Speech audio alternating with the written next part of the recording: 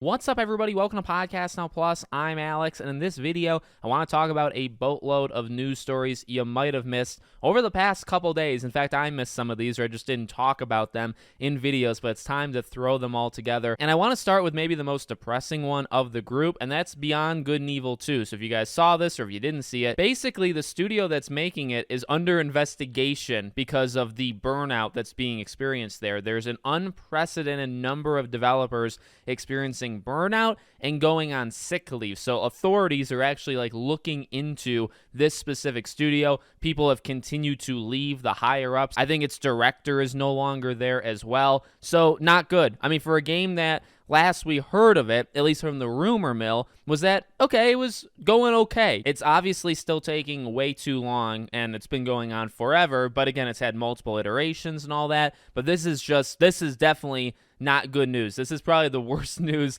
that you could see, because people continuing to leave at the top, and then just the workers, the average Joes, right, that go in to do their job, they literally can't handle it. And the first thing I think of, now Ubisoft obviously talks about how, their workforce, the people's morale and all that stuff is their most important thing. But I mean, the first thing I think of is this has to be some sort of top-down issue, right, where they're kind of being given these orders or deadlines. I don't know in the gaming industry what else would lead to burnout like that. I feel like that would be the main thing, or maybe that's the only thing that causes people to have burnout in the gaming industry, is just deadlines, unrealistic deadlines, and, overtime to get to those deadlines, all that stuff. I imagine that's what's happening. So hopefully whatever's going on there is fixed immediately, because, again, not very good. Next up, I want to talk about a positive news story, and this actually was, I believe, last Friday or Saturday. This is several days old, but it was Andy Robinson of Video Games Chronicle talking about how the Starfield Showcase, the announcement of it,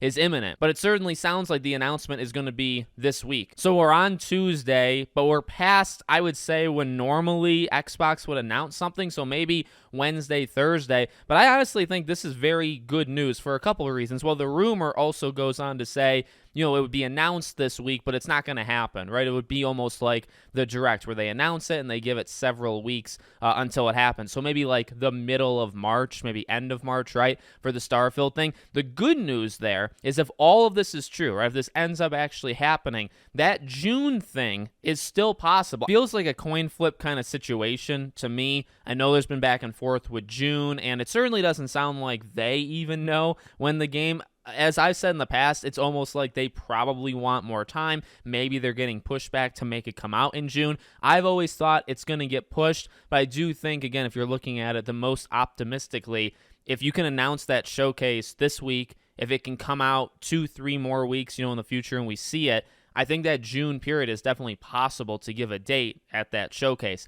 You could also say July, August, September, or you could do anything, but I think you'd be giving yourself that opening. If this Starfield Showcase is in late April or early May or something like that, I feel like that's too far for it to come out in June. I think then it would have to be a July, August, September, so on kind of thing. Next up, I want to talk about Luminous Productions, and this actually broke last night, that it's being merged, it's being inhaled into Square Enix, I believe, on May 1st. So they're still working on Forspoken. They're still doing the DLC for Forspoken, a patch. I think the DLC is supposed to be this summer, but they are being officially merged into Square Enix. It got some people going back and forth in confusion, because it's doesn't Square Enix own them, but they're kind of on their own? What's actually going on?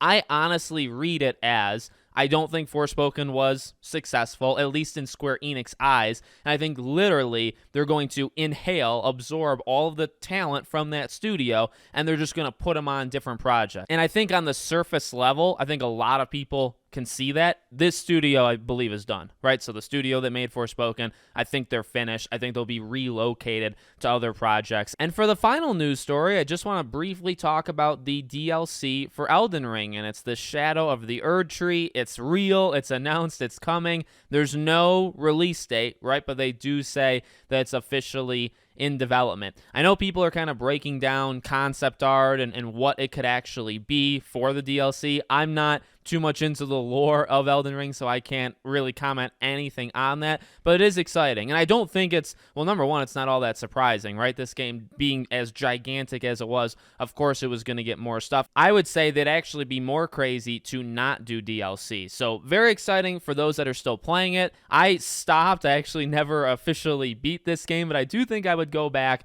and maybe this DLC actually would be the thing to do it. So let me know what you guys think in the comments. Make sure you guys are subscribed, bell icon turned on, and I hope to see you all on the next one.